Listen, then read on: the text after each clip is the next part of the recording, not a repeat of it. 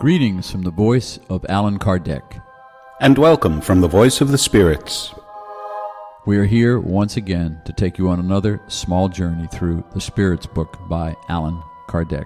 Today we will cover equality of rights between men and women, questions 817 to 822, and finish up chapter 9 with equality in death, questions 823 and 824. Enjoy. Question 817. Are men and women equal before God, and do they have the same rights?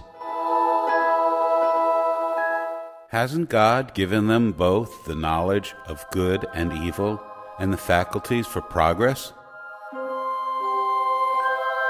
Question 818. Where does the moral inferiority of women in certain regions come from? From the unjust and cruel dominion that men have exerted over them. It is a result of social institutions and the abuse of strength over weakness. Among men who have not advanced very much from the moral point of view, might makes right. Question 819. For what purpose are women physically weaker than men?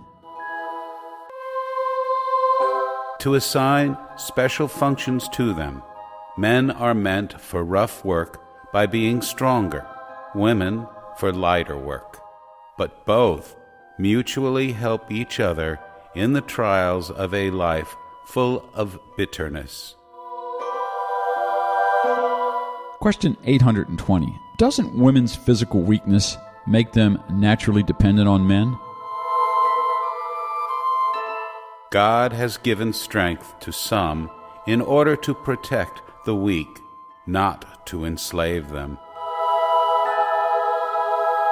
Author's remarks for question 820. God has fitted the organization of each sex for the functions that it must perform.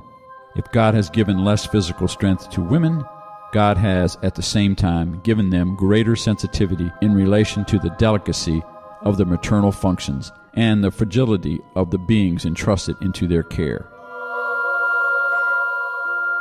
Question 821. Are the functions for which women are intended by nature as important as those conferred upon men? Yes, and even greater, women give men the first notions of life. Question 822. Since all people are equals before God's law, shouldn't they also be equals before human law? This is the first principle of justice. Do not do unto others what you do not want them to do unto you.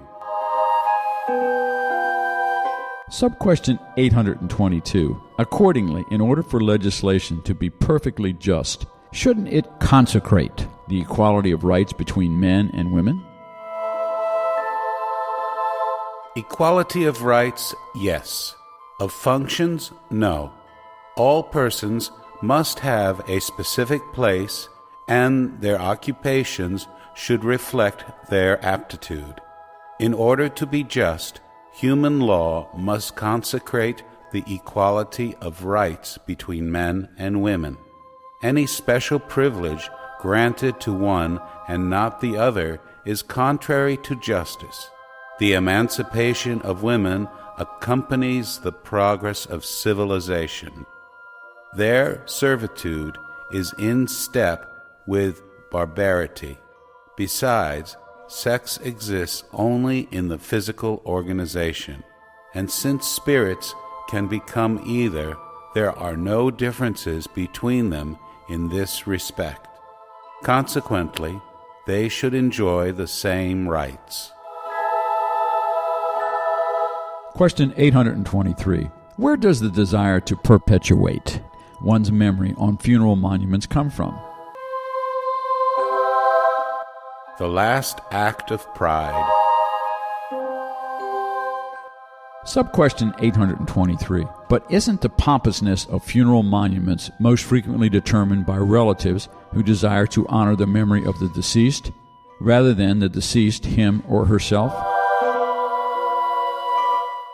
It is the pride of the relatives who want honor for themselves. It is not always for the deceased that all these demonstrations are made, but for vanity, for consideration by the world, and for parading their wealth. Do you believe that the memory of loved ones is less lasting in the hearts of the poor just because they can only place one flower on their loved ones' graves? Do you believe that marble can save from forgottenness those who had been useless while on earth? Question 824. Is funeral pomp completely reproachable? No. When it honors the memory of a moral person, it is just and sets a good example. Author's remarks for question 824. The grave is the place of meeting for all humankind. All human distinctions are mercilessly ended there. The wealthy try in vain to perpetuate their memory by means of ostentatious monuments. Time will destroy these monuments just as it destroys their bodies. Nature has so willed it. The memory of their good and evil deeds will be less perishable than their grave, and the pomp of their funerals will neither cleanse away their meanness nor raise them one single degree in the spirit hierarchy.